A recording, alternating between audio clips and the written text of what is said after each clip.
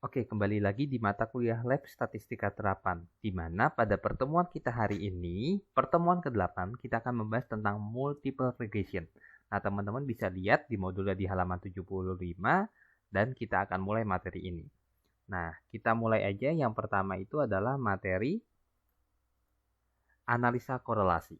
Jadi, fungsi kita melakukan analisa korelasi atau menguji nilai R itu adalah untuk mengetahui apakah hubungan antara variabel independen atau variabel X dengan variabel dependen atau variabel Y itu kuat apa enggak.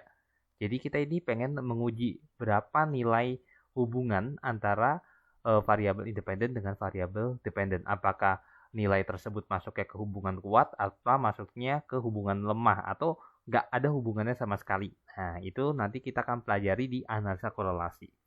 Nah, pengujian korelasi itu juga dibagi menjadi dua jenis. Yang pertama ada yang namanya percent correlation, yang kedua adalah rank Spearman correlation. Bedanya apa? Nah, kalau percent correlation itu apabila datanya interval dan rasio. Kalau rank Spearman correlation itu datanya nominal atau ordinal. Variabel dummy juga masuk ke rank Spearman correlation. Nah, terus untuk mencari nilai analisa korelasi itu gimana? Nah, teman-teman nanti saat menguji di SPSS kan bakal keluar tuh outputnya. Nah, teman-teman silakan lihat di tabel model summary, lalu teman-teman lihat di kolom R. Teman-teman bisa lihat di slide-nya di sini. Di sini yang R itu di highlight. Nah, berarti nilai R ini yang 0,319 contohnya, nah itu digunakan untuk analisa korelasi. Nah, nanti nilainya ini masuk ke mana? Apakah masuk ke kuat, apa masuk ke lemah? Nah, kategorinya itu akan ditampilkan dalam tabel berikut ini, di mana terdapat 7 kategori. Yang pertama, jika nilai R-nya itu 0, maka tidak terdapat hubungan. Nah, kalau 0,01 sampai dengan 0,2 itu sangat rendah. 0,2 sampai 0,4 itu rendah. 0,4 sampai 0,6 sedang. 0,6 sampai 0,8 kuat. 0,8 sampai 0,999 atau sebelum 1 itu sangat kuat. Dan jika nilai R-nya itu 1, maka hubungannya adalah sempurna. Jadi teman-teman untuk uji R silakan pahami tabel ini. Karena tabel ini biasanya akan sama terus dengan pengujian R di lain waktu. Nah, note-nya adalah jika nilai R-nya itu negatif, maka hubungannya adalah negatif. Kalau nilai R-nya itu positif, maka hubungannya adalah positif. Contohnya kayak gimana? Nah, contohnya ada dua di sini. Yang pertama, R sama dengan 0,154. Nah, berarti teman-teman tulisnya kayak gini. Secara statistik, hubungan antara variabel dependen dan variabel independen adalah sangat rendah dan positif. Sangat rendah karena berada di range 0,01 sampai dengan 0,2 dan positif karena angkanya adalah positif. Nah, itu adalah contoh pertama. Contoh kedua adalah jika nilai R-nya itu min 0,627, artinya secara statistik hubungan antara variabel dependen dengan variabel independen adalah kuat dan negatif.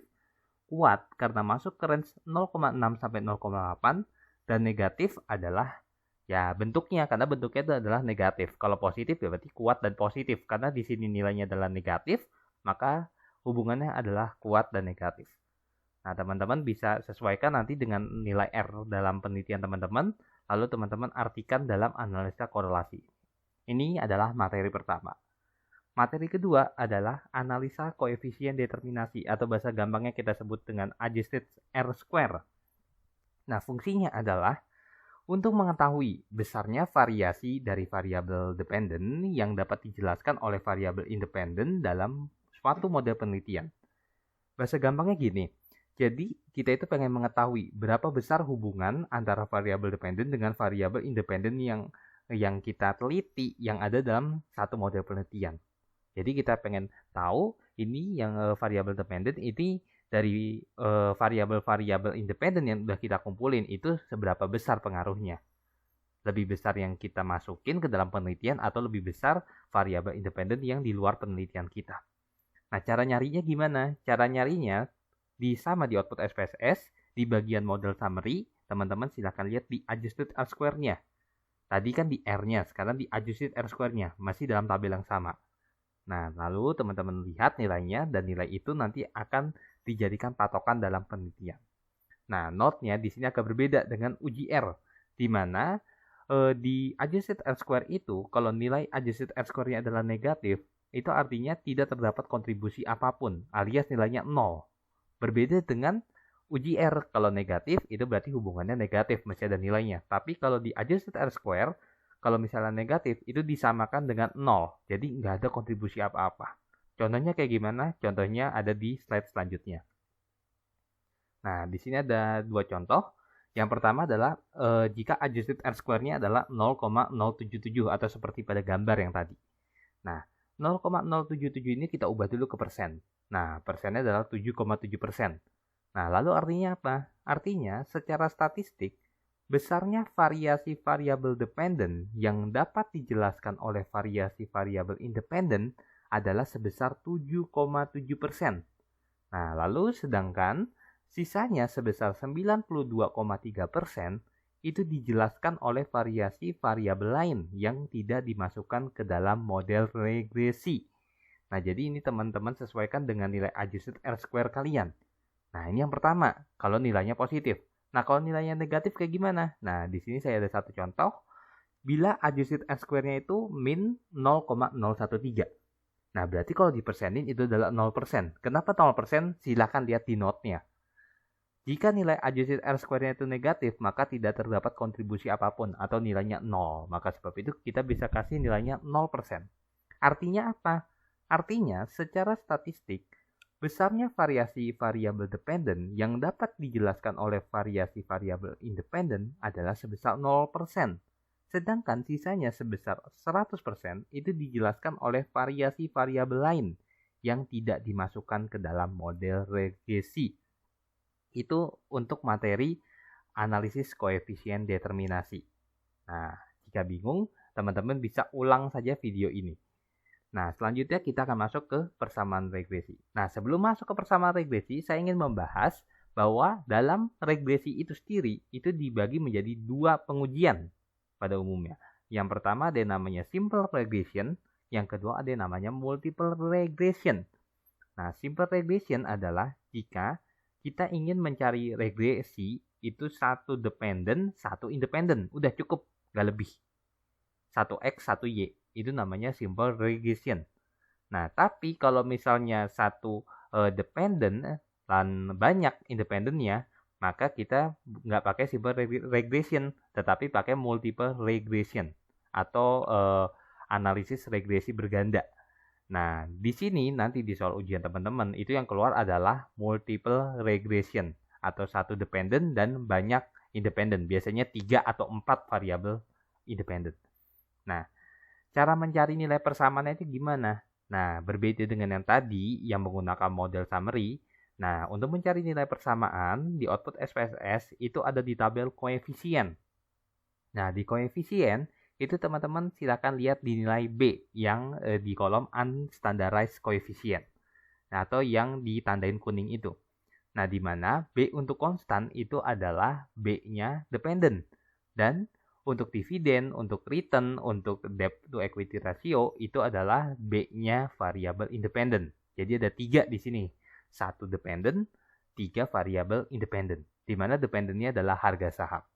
Nah, formatnya itu kayak gimana? Formatnya umumnya adalah Y sama dengan beta 0 ditambah beta 1x1 ditambah beta 2x2 ditambah beta 3x3 ditambah bla bla bla sesuai dengan variabelnya. Lalu yang terakhir beta n dikali xn ditambah epsilon atau error bahasa gampangnya. Nah, formatnya kayak gini teman-teman harap hafalin, harap pahamin supaya nanti bakal berguna juga bagi teman-teman di skripsi nanti. Nah, kalau misalnya kita ingin dari gambar ini kita pengen membuat persamaan regresi itu seperti apa? Nah, ada dua tipe nih, ada dua versi. Mau versi yang gampang atau versi yang ribet. Nah, di Lab Starter itu menggunakan versi yang gampang, di mana teman-teman cukup tulis aja Y. Y adalah variabel dependent. Y sama dengan 237,338. Nah, angka ini dapat dari B-nya konstan. Lalu ditambah dengan 2,320x1. Nah, ini dapat dari beta B-nya dividen payout ratio. Lalu ditambah 20,164x2 itu adalah B-nya return on equity. lalu ditambah dengan 26,521 X3 yang dapat dari B-nya debt to equity ratio. Nah, karena di sini cuma 3, berarti X-nya cuma sampai 3. Kalau misalnya ada 5, ada 12, ada 20, ya teman-teman sesuaikan dengan variabel yang ada. Dan jangan lupa teman-teman tambahin error. Error ini wajib dimanapun juga. Mau di skripsi, mau di lab starter, itu wajib. Pokoknya teman-teman tulis E. Nah, itu untuk format persamaan regresi kalau di lab starter. Akan tetapi berbeda jika nanti teman-teman menulis persamaan regresi di skripsi nanti. Di mana Y-nya itu harus teman-teman ubah menjadi nama variabelnya. Nah, nama variabel di sini kan adalah harga saham. Jadi saya tulis saja stock price atau SP. Nah, SP sama dengan 237,338. Nah, nggak berubah ya. Lalu ditambah 2,320 DPR. Nah, X1-nya ini berubah jadi nama variabelnya. Variabelnya adalah dividend payout ratio, jadi saya ubah jadi DPR. Lalu ditambah 20,164 ROE ditambah 26,521 DER ditambah dengan epsilon atau ditambah error. Nah, ini penting banget nih. Lab starter yang cuma boleh pakai X1, X2, X3 boleh-boleh aja, tetapi deskripsi nggak boleh, harus diubah dulu menjadi nama variabelnya. Nah, jadi teman-teman silakan pilih sendiri nanti waktu ujian mau pakai versi lab starter atau pakai yang versi deskripsi, itu suka-suka teman. Oke, kita lanjut lagi. Nah, di persamaan tadi itu ada artinya. Di beta 0 ada artinya, beta 1, beta 2, beta 3 juga ada artinya. Nah, teman-teman kita kembali lagi. Nah, jadi angka 2,237,338, 2,320, 20,164, 26,521 ini ada artinya. Artinya apa? Artinya teman-teman bisa lihat di format ini. Teman-teman bisa foto, catat, atau bisa diapalin. Nah, format ini bakal sama dengan soal multiple regression dimanapun juga. Dan yang hanya disesuaikan adalah nama variabelnya. Nah, kita mulai. Kita mulai dari beta 0-nya. Beta 0 kan adalah variabel dependent-nya. Nah, maka sebab itu teman-teman tulis beta 0 sama dengan nilai B-nya. Nah, di sini contohnya adalah 237,338. Jadi, ditulis saja 237,338. Nah, artinya jika variabel independennya teman-teman tulis apa aja di list tuh bernilai 0 atau enggak ada nilainya, maka variabel dependent kita, nah variabel dependentnya apa? Nah itu sebesar nilai B-nya dari beta 0. Ini untuk beta 0. Nah kalau variabel independent itu beta 1, beta 2, beta 3 atau Bn sama dengan nilai B-nya si variabel independent bukan variabel dependent. Nah, kita masukin nilai B-nya, lalu titik. Artinya, setiap kenaikan atau penurunan satu satuan variabel independen, kita tulis nih variabel independen untuk ini apa? Kalau X1 ya berarti variabel independennya X1 aja. Nah, akan menaikkan atau menurunkan variabel dependent. Nah, variabel dependentnya teman-teman tulis sebesar nilai N dari beta N-nya. Nah, dengan asumsi variabel independen, nah teman-teman sebutin variabel independen yang lain selain dengan X1-nya. Nah, dianggap tetap atau konstan atau nilainya sama aja gitu. Nah, kalau misalnya variabel independennya ada 3, berarti format ini kalian tulis 3 kali. Kalau ada 12 kali ya teman-teman tulis sebesar 12 kali. Kalau ada 20 kali ya teman-teman tulis 20 kali. Sebanyak dengan variabel independennya.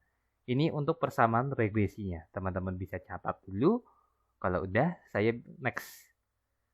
Nah, sekarang kita masuk ke uji F.